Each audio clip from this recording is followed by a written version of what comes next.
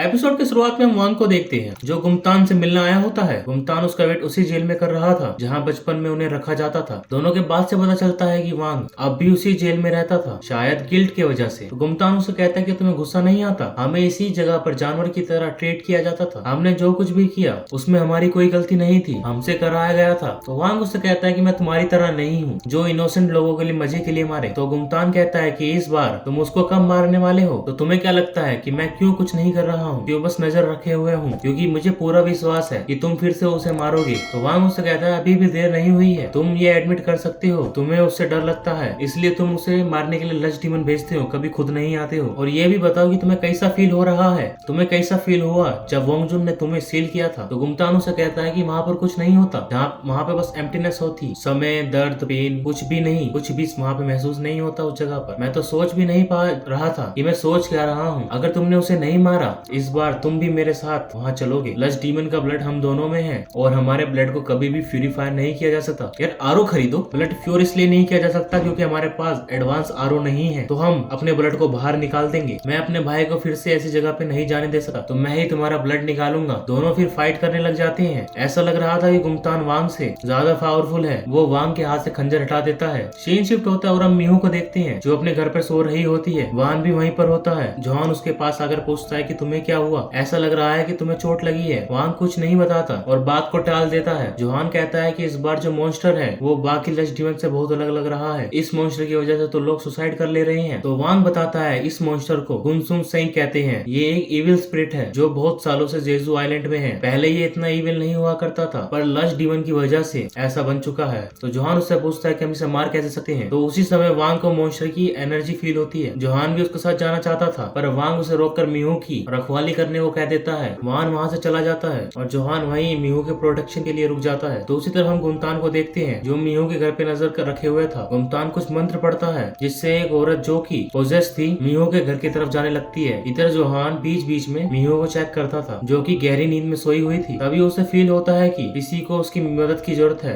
क्योंकि मीहू सोई हुई थी तो वो उसको बचाने के लिए निकल जाता है। उसके जाते ही मीहू उठ जाती है। उसे अपने सामने सूजिन दिखाई पड़ती है तो वो रोते हुए उससे माफी मांगती है। तो सूजिन उसे अपने साथ चलने को कहती है तो मीहू उसके पीछे पीछे जाने लगती है। मीहू को तो लगता है कि वो सूजिन का पीछा कर रही है पर वो उस मॉन्स्टर के पीछे जा रही होती है। उसी समय मिस्टर चैंग मीहू को चेक करने उसके कमरे में जाते हैं और वो उसको वहाँ पर नहीं पाते हैं। मिस्टर चैंग घबराकर हर जगह पर ढूंढते हैं। मीहू मॉन्स्टर को फॉलो करते हुए घर से बाहर चली जाती है। तभी मिस्टर चैंग वहाँ पहुंचकर उसे रोक देते हैं और उसे अंदर चलने को कहते हैं। दूसरी तरफ जोहान उस पोजेस औरत तक पहुंच जाता है जो सुसाइड ही करने वाली थी। जोहान एक्सोर्सिज्म करके उस औरत के अंदर से डीमन निकाल देता है। मीहू मिस्टर चैंग के साथ अंदर आती है तो मॉन्स्टर उसके बगल में आकर उसे मिस्टर चैंग के अगेंस्ट भड़काना चालू कर देता है। ये बोलकर तुम उस पर भरोसा नहीं कर सकती, तुम्हें उसका सच नहीं पता है। फिर मीहू को ऐसा दिखने लगता है कि मिस्टर चैंग और जोहान स्टडी में उसके बारे में बात कर रहे होते हैं कि वोंगजुन की मेमोरी आ जाने पर मीहू का जो भी हो उसे हमें क्या, वैसे भी वो तो बस एक सेल है। जोहान फिर पूछता है कि आप मीहू के साथ सिर्फ इसलिए हैं क्योंकि उसे वोंगजुन बनना था। तो मिस्टर चैंग हाँ बोल देता है। मीहू बहुत परेशान हो जाती है ये सब देखकर और मिस्टर चैंग का हाथ छोड़ाकर वहाँ से भाग जाती है और वो स्टडी पहुंच जाती है और वो कुछ ढूंढने लगती है। उसे वोंगजुन की बनी ड्राइंग मिलती है। मिस्टर चैंग वहाँ पर आते हैं तो मीहू उनसे पूछती है कि क्या आप मेरे साथ इसलिए थे क्योंकि